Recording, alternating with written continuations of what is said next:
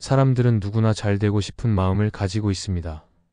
그래서 성경을 읽을 때도 성공의 원리나 인생의 비결을 찾으려 할 때가 많습니다. 그러나 성경은 그런 이야기를 들려주는 책이 아닙니다.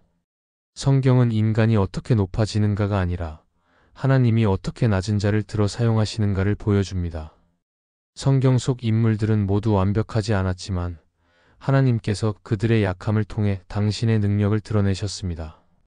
우리가 성경을 읽을 때 찾아야 할 것은 성공의 공식이 아니라 하나님의 마음과 구원의 뜻입니다.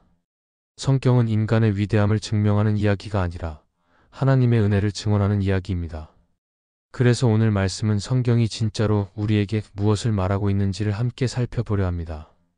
첫째, 성경은 인간의 강함보다 약함 속에서 드러나는 하나님의 능력을 보여줍니다. 사람들은 강해야 성공할 수 있다고 생각합니다.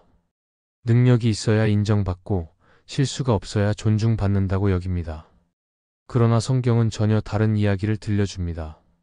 하나님은 완벽한 사람을 사용하지 않으시고 연약한 사람을 통해 자신의 능력을 나타내십니다. 인간의 부족함은 하나님의 능력을 가리는 결함이 아니라 오히려 그분의 영광이 드러나는 통로가 됩니다. 우리의 약함은 하나님이 일하실 수 있는 자리입니다.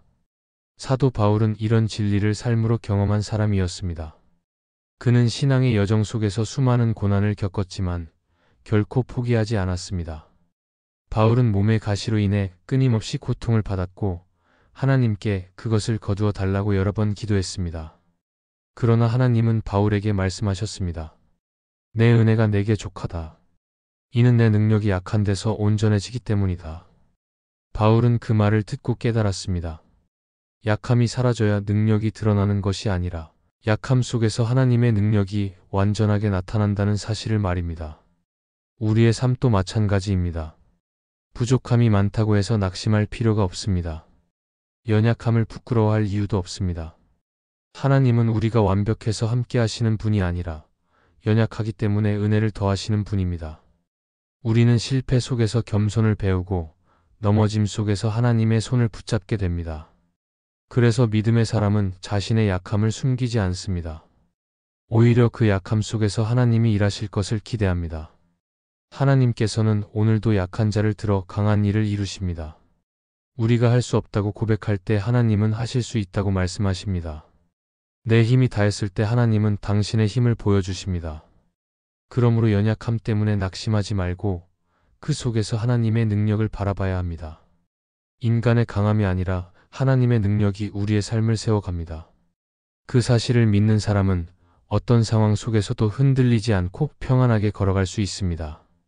둘째, 성경은 신앙의 완벽함보다 끝까지 붙드는 믿음을 소중히 여깁니다. 사람들은 신앙생활에서도 완벽함을 추구합니다.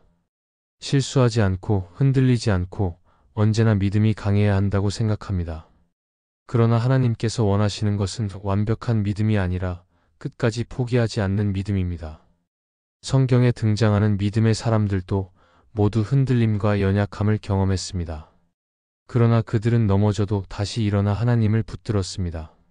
하나님은 넘어지지 않는 사람을 찾으시는 것이 아니라 넘어져도 다시 그분을 의지하는 사람을 기뻐하십니다. 베드로의 이야기가 그 대표적인 예입니다. 그는 예수님을 가장 가까이에서 따랐던 제자였지만 주님이 잡히시던 날 두려움에 그분을 3번이나 부인했습니다. 인간적인 기준으로 보면 그는 실패한 제자였습니다. 그러나 베드로는 절망 속에서도 주님을 완전히 떠나지 않았습니다. 그는 눈물로 회개했고 그 자리에서 다시 믿음을 붙들었습니다. 하나님은 그런 베드로를 버리지 않으셨고 오히려 초대교회의 기둥으로 세우셨습니다. 하나님께서 쓰시는 사람은 완벽한 사람이 아니라 끝까지 포기하지 않는 사람입니다. 우리의 신앙도 그렇습니다. 믿음이 흔들릴 때가 있고 하나님이 멀게 느껴질 때도 있습니다. 하지만 그때일수록 믿음을 놓지 말아야 합니다. 하나님은 완벽한 신앙을 요구하지 않으시고 진심으로 붙드는 마음을 귀하게 여기십니다. 결국 끝까지 남는 믿음이 진짜 믿음입니다. 처음보다 끝이 중요합니다. 오늘 우리의 믿음이 흔들려도 다시 주님을 붙들고 일어서는 사람은 하나님 안에서 결코 실패하지 않습니다. 하나님은 그 믿음을 보시고 다시 일어설 힘을 주십니다. 셋째, 성경은 인생의 성공담이 아니라 구원의 여정을 드러냅니다. 성경을 읽다 보면 눈에 띄는 것은 화려한 성취나 완벽한 인물이 아니라 실패와 회복의 이야기입니다. 하나님은 인간의 성공 스토리를 기록하지 않으시고 구원의 여정을 담으셨습니다. 성경 속 인물들은 모두 성공과 실패를 반복했습니다. 그러나 하나님은 그 실패 속에서도 포기하지 않으시고 그들을 구원의 길로 이끄셨습니다. 이것이 성경이 전하는 진짜 이야기입니다. 아브라함은 믿음의 조상이라 불리지만 처음부터 완전하지 않았습니다. 약속을 받았지만 의심했고 자신의 방법으로 문제를 해결하려다 실수도 했습니다. 그러나 하나님은 그를 버리지 않으셨습니다. 오히려 그 과정을 통해 아브라함의 믿음을 자라게 하셨고 마침내 약속을 이루셨습니다. 그의 인생은 성공의 연속이 아니라 하나님의 인도하심 속에서 완성된 믿음의 여정이었습니다. 우리의 인생도 마찬가지입니다. 하나님은 우리가 실패하지 않도록 막기보다 실패 속에서도 다시 일어나게 하십니다. 인생의 모든 시간은 성공을 쌓기 위한 과정이 아니라 하나님을 더 깊이 알아가는 여정입니다.